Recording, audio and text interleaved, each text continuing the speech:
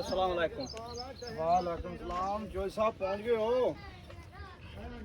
कोटा किवें ते लगा रखिया आज माल नूं फेरा मारन वास्ते? मैं आख्या यार दिहाड़े बड़े हो गए मैं माल नूं फेरा मार आवीए। ये सफाई सफाई कदी नूं कीती ना दी मारी दा जी फोड़ा रोज मारी दा। चंगा पे रोज तू फौड़ा मरे ना आ थल्ले गूआ पिया। ਉਹ ਗੋਹਾ ਨੇ ਡੰਗਰ ਫਿਰ ਕਰਦੇ ਹੀ ਰਹਿੰਦੇ ਨੇ ਹਰ ਮਿੰਟ ਬਾਅਦ ਖਾਂਦੇ ਜੋ ਆਏ ਨੇ ਫਿਰ ਉਹਨਾਂ ਨੇ ਗੋਹਾ ਤਾਂ ਕਰਨਾ ਹੀ ਹੈ ਜੀ ਸਫਾਈ ਤਾਂ ਕਰੀਦੀ ਹੈ ਜੀ।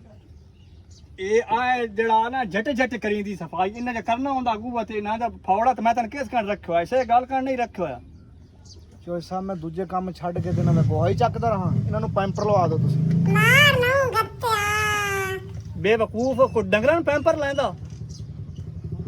ਫਿਰ ਹੁਣ ਤੁਹਾਨੂੰ ਦੱਸਿਆ ਤਾਂ ਹੈਗਾ ਵੀ ਹਰ 10 ਮਿੰਟ ਬਾਅਦ ਡੰਗਰ ਨੇ ਕਰ ਦਿੰਦੇ ਨੇ ਜਿਵੇਂ ਮੈਂ ਵਿਹਲਾ ਹੁੰਨਾ ਮਾਰ ਦਿੰਦਾ ਫੌੜਾ। ਹੁਣ ਮੈਂ ਦੂਜੇ ਕੰਮ ਛੱਡ ਦੇਣਾ ਸੀ ਗੋਹਾ ਚੱਕਦਾ ਰਹਾਂ। ਤੁਹਾਨੂੰ ਮਸ਼ਵਰਾ ਦੇ ਇਹਨਾਂ ਨੂੰ ਪੈਂਪਰ ਲਵਾ ਦਿਓ।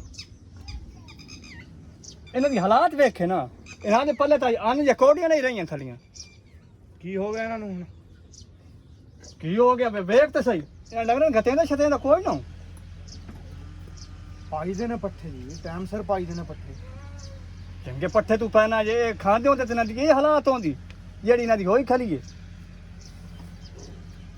ਸੋ ਸਭ ਖਾਂਦੇ ਤਾਂ ਤੁਸੀਂ ਵੀ ਬਥੇਰਾ ਕੁਛ ਹੋ। ਅਲਹਮਦੁਲਿਲਾ। ਫਿਰ ਤੁਹਾਡੀ ਸਿਹਤ ਐ ਕਿਵੇਂ ਜਿਵੇਂ ਜਲੇਬੀਆਂ ਫੜਨ ਵਾਲਾ ਚਿਮਟਾ ਹੁੰਦਾ। ਤਨ ਮੈਂ ਅਲੁੱਥ ਮਰੇ ਤੇ ਤਨ ਮੈਂ ਗਾਂ ਨਾਲ ਲਾ ਛੁੜੇ ਸਾਂ। ਤੈਨੂੰ ਪਤਾ ਹੀ ਕੋਈ ਨਹੀਂ ਸਰਦਾਰ ਨਾਲ ਗੱਲ ਕਿਵੇਂ ਕਰਨੀ ਹੁੰਦੀ ਏ। ਤੂੰ ਨੌਕਰ ਹੈ ਤੇ ਨੌਕਰ ਬਣ ਕੇ ਰਹੋ। ਸਰਦਾਰ ਜੀ ਕੇ ਬਣੀ ਹੋਈ ਗਲਤੀ ਹੋ ਗਈ। ਪਾਈ ਦੇ ਨੇ ਪੱਠੇ। ਪਾਈ ਦੇ ਨੇ ਪੱਠੇ ਚੌਥੇ ਪੰਜਵੇਂ ਦਿਹਾੜੇ ਦੀ ਕੀ ਵਜ੍ਹਾ ਹੈ ਦੁੱਧ ਬੜਾ ਘਾਟ ਵਹਿੰਦਾ ਪਿਆ। ਹੁਣ ਜੀ ਮੈਂ ਪੂਰਾ ਕਰਨ ਵਾਸਤੇ ਪਾਣੀ ਪਾ ਦਵਾਂ ਵਿੱਚ। ਜਿਹੜੀ ਗੱਲ ਪੁੱਛੀਏ ਜਿਤਨੀ ਇੱਕ ਪੁੱਛੀ ਇਤਨੀ ਇੱਕ ਦਸੀ ਕਰ ਪਾਣੀ ਪਾ ਦੇਵਾਂ। ਔਰ ਕਾਲੀ ਕਿਤਨਾ ਦੁੱਧ ਦੇਂਦੀ ਹੈ? ਕਾਲੀ ਪਹਿਲੇ ਤਾਂ 10 ਕਿਲੋ ਦੰਦੀ ਸੀਗੀ ਹੁਣ 5 ਦੰਦੀ ਆ। ਅੱਛਾ 10 ਦਿੰਦੀ ਹੈ ਤੇ ਹੁਣ 5 ਤੇ ਆ ਗਈ ਹੈ। ਵਾਹ ਭਾਈ ਵਾਹ ਹਿਫਾਜ਼ਤ ਦੀ ਕਲੇਬ ਕੱਢੀ ਖਾਲਾ। ਚੰਗਾ ਨੌਕਰ ਮੈਂ ਰੱਖਿਆ ਭਾਈ 5 ਦਿੰਦੀ ਆਈ ਤੇ ਹੁਣ 10 ਦਿੰਦੀ ਆਈ ਹੁਣ 5 ਤੇ ਆ ਗਈ। ਸੁਭਾਨ ਅੱਲਾ। ਆ ਚਰੀ ਖਾਂਦੀਆਂ ਪਈਆਂ ਨੇ ਤੇ ਵਿੱਚ ਤੂੜੀ ਪਾਈ ਦੀ ਹੈ। ਖੱਲ ਮੰਡੇ ਨਾਲ ਦੁੱਧ ਦੰਦੀਆਂ ਨੇ। ਤੁਹਾਨੂੰ ਕਿੰਨੀ ਵਾਰੀ ਤਾਂ ਫੋਨ ਤੇ ਕਿਹਾ ਵੀ ਦੁੱਧ ਘਟ ਕੇ ਨੇ ਡੰਗਰ ਖੱਲ ਮੰਡਾ ਸਟਾ ਦਿਓ ਮੈਨੂੰ। ਤੁਹਾਨੂੰ ਬੇ ਲੱਗੇ ਦੂਜੇ ਕੰਮਾਂ ਦਾ ਤੁਸੀਂ ਡੰਗਰਾਂ ਦੇ ਬਾਰੇ ਸੋਚੋ। ਇੱਥੇ ਨੌਕਰ ਦਾ ਕੀ ਕਸੂਰ ਹੈ? ਇਹ ਡੱਬੀ ਕਿਤਨਾ ਦੁੱਧ ਦੇਂਦੀ ਪਈ? ਇਹ 3 ਕਿਲੋ ਦੰਦੀ ਹੈ ਜੀ। 3 ਕਿਲੋ ਤੇ ਆ ਗਈ ਹੈ। ਹਾਂਜੀ ਮੇਰੀ ਏਡੀ ਚੰਗੀ ਗਾਂ ਤੇ 3 ਕਿਲੋ ਤੇ ਆ ਗਈ। ਵਾਹ ਭਾਈ ਵਾਹ। ਇਹ ਤਾਂ ਮੈਂ ਹੋਰ ਨਾ 2-3 ਦਿਹਾੜੇ ਆਵਾਂ ਤੇ ਇਹਦਾ ਮਤਲਬ ਮੇਰੇ ਡੰਗਰ ਸਾਰੇ ਲਦੀਂਦੇ ਹਨ ਮੰਡੀ ਤੇ।